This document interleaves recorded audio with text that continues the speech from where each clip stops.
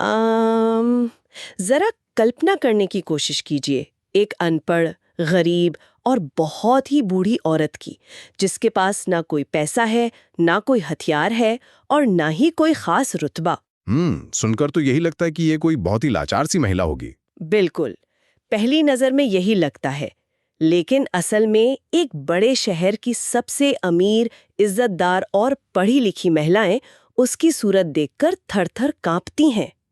वो उन सबको अपनी उंगलियों पर नचाती है। अरे बाप रे, ये तो सच में हैरान करने वाली बात है। बिना किसी ताकत के इतना खौफ। हाँ, बिल्कुल। और मुंशी प्रेमचंद की मशहूर कहानी लांछन का ये किरदार सिर्फ एक पुरानी किताब का पन्ना नहीं है। चलिए इसे थोड़ा विस्तार से समझते हैं। आज के इस गहरे विश्लेषण में हम इसी रहस्य को सुलझाने वाले हैं। बिल्कुल, ये स्रोत सामग्री जिस विषय पर है वो बहुत ही गहरा है। हाँ, क्योंकि ये कहानी एक ऐसी अदृश्य अदालत की तरह है जहाँ ना कोई जज बैठता है, ना ही कोई गवाह पेश होता है। बस समाज की कुछ फुसफुसाहटें ही आरोप तय कर देती हैं। सही बात है। और बिना कोई सफाई का मौका दिए सजा भी सुना दी जाती है। इस अदृश्य अदालत की सबसे खौफनाक बात यही है कि यहाँ किसी सबूत की दरकार ही नहीं होती। मतलब सबूत की कोई अहमियत ही नहीं है वहाँ। बिल्कुल नहीं। यहाँ सिर्फ एक शक या कह लें एक छोटी सी अफवाह ही इंसान की पूरी जिंदगी और उसकी पहचान को हमेशा के लिए दागदार करने के लिए काफी होती है। ये तो बहुत ही डरावनी बात है ना? अक्सर ये मान लिया जाता है कि सच हमेशा अपने दम पर सामने आ ही जाता है, लेकिन प्रेमचंद बहुत बारीकी से दिखाते हैं कि कैसे कई बार सच को कुचल दिया जाता है। तो ये सिर्फ एक महिला की कहानी नहीं रह जाती फिर? नहीं, बिल्कुल नहीं। ये तो सामाजिक मानसिकता का आईना है, जहां बिना सच्चाई जाने किसी के चरित्र पर कीचड़ उछालना सबसे बड़ा मनोरंजन बन जाता है लोगों के लिए। एकदम सही कहा। गॉसिप का मजा लेना समाज की पुरानी आदत है। और यही बात हमेशा से हैरान करती है। किसी पे यकीन करना इतना मुश्किल क्यों होता है, जबकि किसी के बारे में कोई बुरी बात मानना इतना आसान क्यों लगता है? ये मानव स्वभाव की एक बहुत बड़ी विडंबना है। हाँ, मतलब एक इंसान अपनी पूरी जिंदगी ईमानदारी से जीता है, लेकिन कोई एक अनजान शख्स उठकर उस पे एक लांछन लगा दे तो लोग तुरंत उस लांछन को सच मान लेते हैं, बिना कोई सवाल पूछे। बिल्कुल। तो इस कहानी की उस जड़ को पकड़ते हैं जहां से ये सब शुरू होता है। वो जड़ है महिला आश्रम की एक मामूली सी सेविका जुगनूबाई। हाँ, जुगनूबाई। ये किरदार तो इस पूरी चर्चा का केंद्र है। वो महिला आश्रम में एक मामूली सेविका जरूर है, लेकिन उसका दबदबा किसी महारानी से कम नहीं है ना? बिल्कुल किसी महारानी जैसा ही है। वो बूढ़ी है, शरीर उसका काफी ठिगना है, बाल खिचड़ी हो चुके हैं और उसके चेहरे पर हमेशा एक अजीब सी कठोरता छाई रहती है। मतलब दिखने में वो भले ही बहुत साधारण या कमजोर लगे। हाँ, लेकिन जब वो किसी की निंदा करने पर आती है तो उसकी आवाज और उसका अंदाज पूरी तरह से बदल जाता है। वो सत्ता और खौफ का ये जो मनोवैज्ञानिक खेल है उसे बहुत अच्छी तरह समझती है। हाँ, स्रोत में प्रेमचंद की लेखनी की एक बड़ी खूबी का जिक्र है। उन्होंने जुगनू को इंसान नहीं बल्कि एक चतुर प्रूफ रीडर का रूपक दिया है। ये प्रूफ रीडर वाली बात बहुत ही सटीक बैठती है इस किरदार पर। हाँ, क्योंकि जैसे एक प्रूफ रीडर पूरी किताब में लिखी अच्छी बातों को छोड़कर सिर्फ गलतियां ही ढूंढता है, ठीक वैसे ही जुगनू की नजर लोगों की खूबियों पर नहीं टिकती, सिर्फ उनकी कमजोरियों और बुराइयों पर टिकती है। बिल्कुल। उसकी चाल के बारे में जो कहा गया है वो भी रोंगटे खड़े करने वाला है।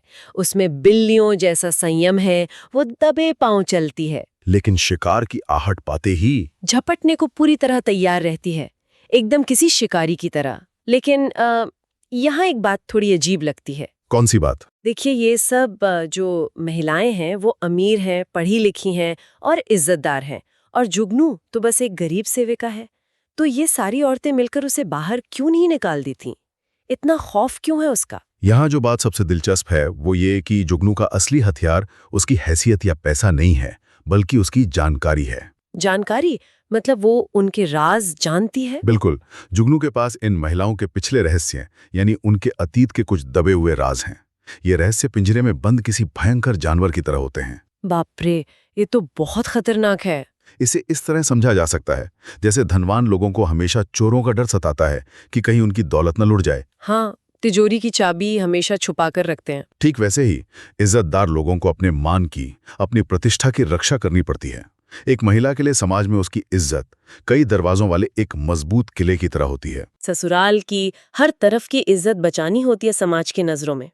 और जुगनू इसी डर की नस को बहुत अच्छी तरह पकड़ना जानती है। अच्छा, तो मतलब जुगनू एक तरह से चलती फिरती ब्लैकमेलर थी। एक तरीके से हाँ, कह सकते हैं। क्योंकि वो सीधे तौर पर कोई पैसे तो नहीं मांग रही है, लेकिन वो लोगों के डर पर राज कर रही है।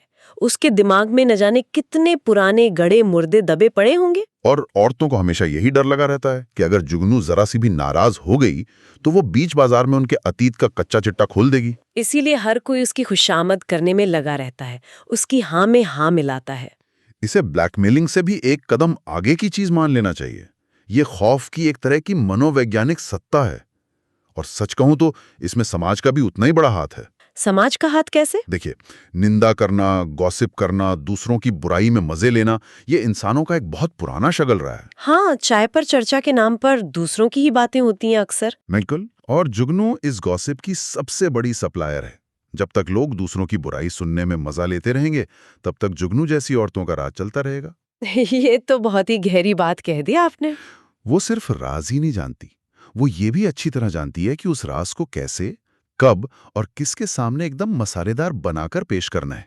अब यहाँ कहानी एक बहुत ही रोचक मोड़ लेती है, क्योंकि हर तानाशाही को कभी न कभी तो कोई चुनौती मिलती ही है।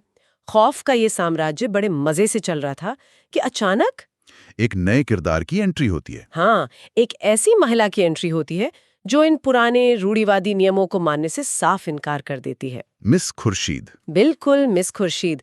वो इंदुमती महिला पाठशाला की नई हेडमिस्ट्रेस है और मिस खुर्शीद जुगनू के बिल्कुल उलट है। एकदम अलग व्यक्तित्व है उनका। हाँ, वो लंदन से पढ़कर आई हैं, आजाद ख्यालों वाली हैं, बेहद खूबसूरत है और उनका आत्मविश्वास ऐसा है जो किसी से दबता नहीं है। मिस खुर्शीद का आश्रम में आना दरअसल दो अलग अलग दुनियाओं का सीधा टकराव है। दो विचारधाराओं की लड़ाई कह सकते हैं इसे। बिल्कुल।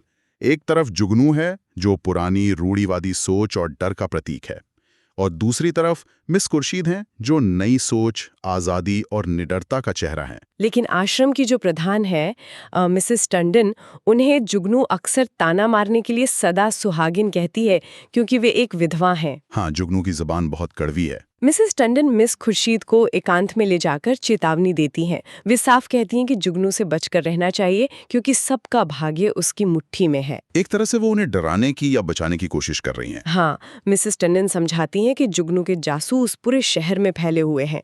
वो नौकरों से घर के भेद निकलवाती है, डाकिये से दूसरों की चिट्ठियां पढ़वाती हैं। मतलब पूरी जासूसी का नेटवर्क बिछा रखा था उसने। एकदम। लेकिन मिस खुर्शीद का जो रिएक्शन होता है वो बहुत ही जबरदस्त है। क्या कहती हैं वो? वो डरने या छिपने के बजाय सीधा ऐलान कर देती हैं कि टके की औरत यहाँ बादशाहत कर रही है, मैं ये हरगिज बर्दाश्त नहीं कर सकती। कमाल का आत्मविश्वास है। हाँ, उनका ये कहना कि वो जुगनू की जुबान बंद करके ही रहेंगी, इस बात का पक्का सबूत है कि उन्हें अपने चरित्र पर और अपनी सच्चाई पर पूरा भरोसा था। और मिस खुर्शीद का ये जो बेखौफ आत्मविश्वास है, वही जुगनू के लिए सबसे बड़ा खतरा बन जाता है। जुगनू को भी लगा होगा कि उसकी सत्ता हिल रही है। बिल्कुल लगा होगा। जब जुगनू को पता चलता है कि ये नई हेड मिस्ट्रेस उसे सीधे चुनौती दे रही है, तो वो शांत नहीं बैठती। वो अपना सबसे पुराना और आजमाया हुआ हथियार निकालती है। जासूसी और चरित्र हनन की तैयारी। एकदम सही।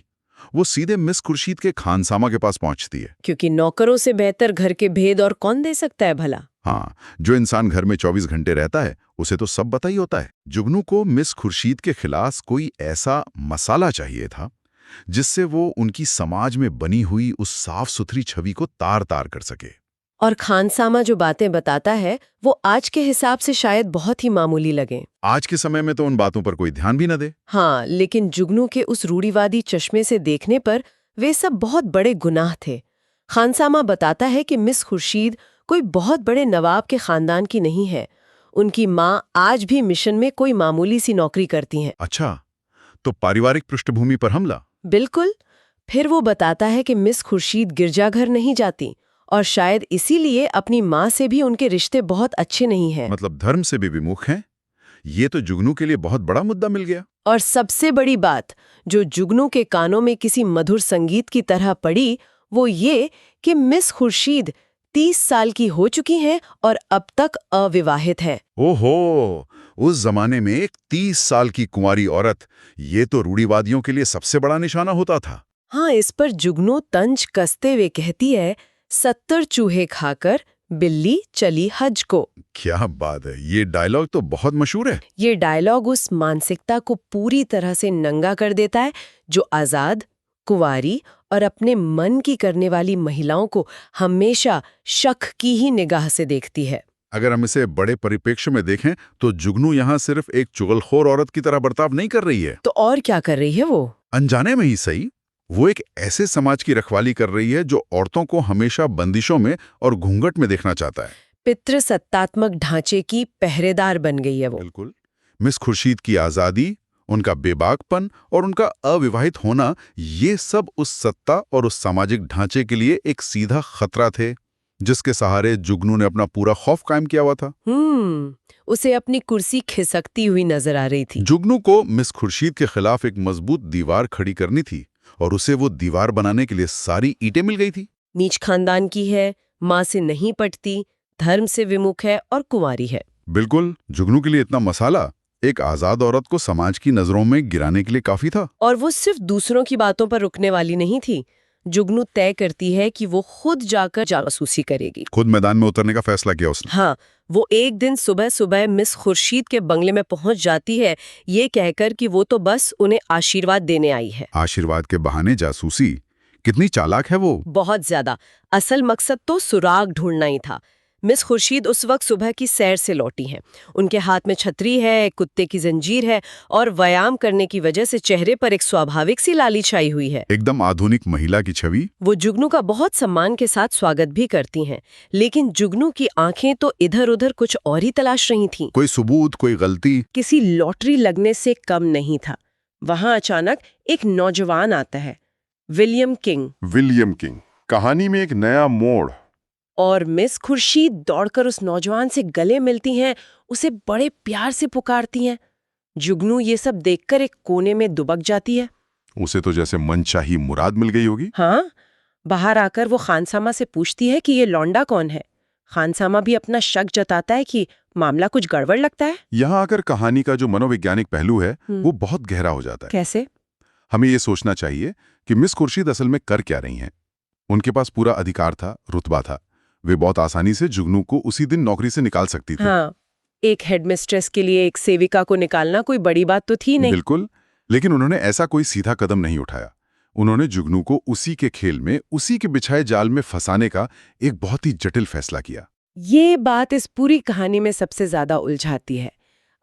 मेरा मतलब है, मिस खुर्शीद ने इतना बड़ा और जोखिम भरा नाटक रचाई क्यों? ये सवाल बहुत लाजमी है। क्या वे सीधे सीधे जुगनू को बाहर का रास्ता नहीं दिखा सकती थीं? ये सब ड्रामा करने की क्या जरूरत थी? जरा सोचिए, अगर वो नौजवान असल में उनका कोई प्रेमी होता और जुगनू ने देख लिया था तो बात सच में बिगड़ सकती थी। हाँ, उनकी साख पर बट्टा लग सकता था। लेकिन मिस खुर्शीद ने तो जानबूझकर ये जाल बुना। ये बहुत ही तार्किक सवाल है। देखिए, मिस खुर्शीद बहुत समझदार और दूरदर्शी महिला थी।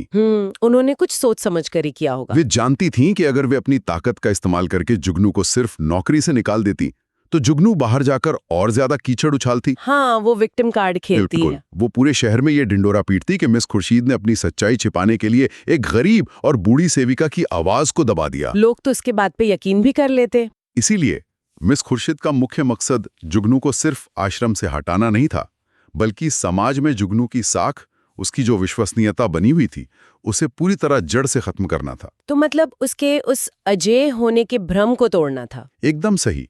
और इसका सबसे अछूत तरीका यही था कि जुगनू को वही दिखाया जाए जो वो असल में देखना चाहती है। अच्छा, तो ये सब एक धोखा था। हाँ, एक ऐसा भ्रम पैदा किया जाए जिसे जुगनू सच मान ले और फिर उसे उसी के बुने हुए सच का साथ सबके सामने झूठा साबित कर दिया जाए। इसीलिए मिस खुर्शीद ने अपनी दोस्त डॉक्टर लीलावती के साथ मिलकर विलियम किंग का ये पूरा तिलिस्म रचा था। बाप रे! और ये तिलिस्म कितना नाटकीय और सिनेमाई था। मतलब विलियम किंग असल में कोई आदमी था ही नहीं। नहीं, वो तो एक किरदार था बस। वो मिस खुर्शीद की सहेली डॉक्टर लीलावती थी, जिन्होंने एक नौजवान का रूप धरा हुआ था। जुगनू ने जब उस दिन आश्रम में जाकर ये अफवाह फैलाई कि मिस खुर्शीद के घर एक अनजान आदमी आता है, तो महिलाओं के बीच जैसे एक भूचाल सा आ गया। गॉसिप की आग तो बहुत तेजी से फैलती है। हर कोई इस मसालेदार कहानी को चटकारे लेकर सुनना चाहता था। जुगनू का हौसला तो 7वें आसमान पर पहुंच गया होगा।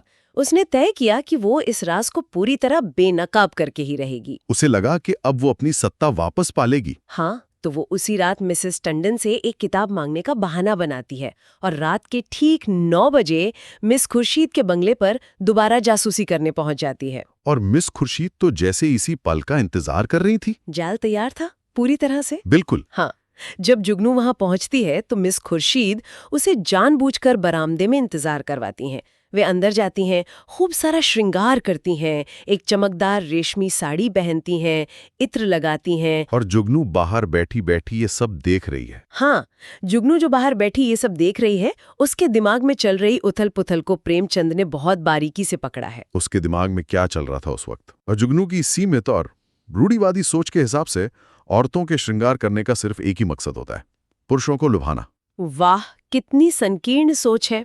इसीलिए एक अविवाहित औरत का रात के वक्त ऐसा भारी श्रृंगार करना जुगनू के लिए उसके चरित्रहीन होने का अंतिम और सबसे पुख्ता सबूत था।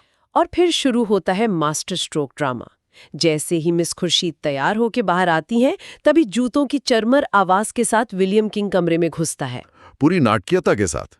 वो पूरी तरह से शराब के नशे में धुत होने का नाटक कर रहा है। उसके कपड़ों से शराब की तीखी गंध आ रही है। वो बिना कुछ देखे सीधे आकर मिस खुर्शीद को अपनी बाहों में भर लेता है। जुगनू तो ये देखकर सन रह गई होगी। बिल्कुल। मिस खुर्शीद तब घबराने का नाटक करते हुए जुगनू की तरफ इशारा करती हैं कि देखो, कमरे में कोई बैठा है। और फिर विलियम किंग का डायलॉग आता है। हाँ, विलियम किंग तब मुड़कर जुगनू को देखता है और उस पर जोर से चिल्लाता है, बुड्ढी शैतान की बच्ची, यहाँ भेद लेने आती है, मैं तेरा गला घोंट दूंगा, तुझे जिंदा न छोड़ूंगा। हा हा हा हा हा। जरा सोचिए उस वक्त जुगनू की क्या हालत हुई होगी। वो जो जिंदगी भर दूसरों को डराती आई थी, आज खुद मौत के खौफ से कांप उठी। वो बिल्ली की तरह कमरे से निकली और सिर पर पैर रखकर भागी। डर के मारे उसकी जान निकल गई होगी। और दिलचस्प बात यह है कि उसके पीछे से कमरे में ठहाकों की आवाजें गूंज रही थीं, जो शायद इस बात का इशारा था कि शिकार पूरी तरह जाल में फंस चुका है। ये दृश्य हास्यपूर्ण तो बहुत है, लेकिन इसका प्रतीकात्मक अर्थ बहुत गहरा है। गहरा अर्थ कैसे? देखिए, मिस खुर्शीद ने जुगनू को वो ब्रह्मास्त्र सौंप दिया था जिसकी उसे तलाश थी। जुगनू को लग रहा था कि उसने मिस खुर्शीद को रंगे हाथों पकड़ लिया है। हाँ, उसे लगा होगा कि अब तो जीत पक्की है। लेकिन असल में वो उस मनोवैज्ञानिक दलदल में पूरी तरह फंस चुकी थी, जिसे मिस खुर्शीद ने बड़ी चतुराई से तैयार किया था। जुगनू उस रात इतनी घबराई हुई थी कि भागते हुए उसने कई घरों के दरवाजे खटखटाए, लेकिन किसी ने दरवाजा नहीं खोला। रात भर वो सड़क पर ही भटकते हुए रहे। वो पूरी रात बस यही तड़पती रही कि कब सुबह की किरण फूटे और कब वो ये सनसनीखेज खबर पूरे शहर में फैलाकर अपनी जीत का जश्न मनाए। और अगली सुबह आश्रम का नजारा तो वाकई देखने लायक था। जुगनू ने यह खबर सच में जंगल की आग की तरह फैला दी। औरतों ने क्या प्रतिक्रिया दी? अरे, महिलाएं अपने घर के रोजमर्रा के काम भूल गईं। किसी को खाने पीने की सुध नहीं रही।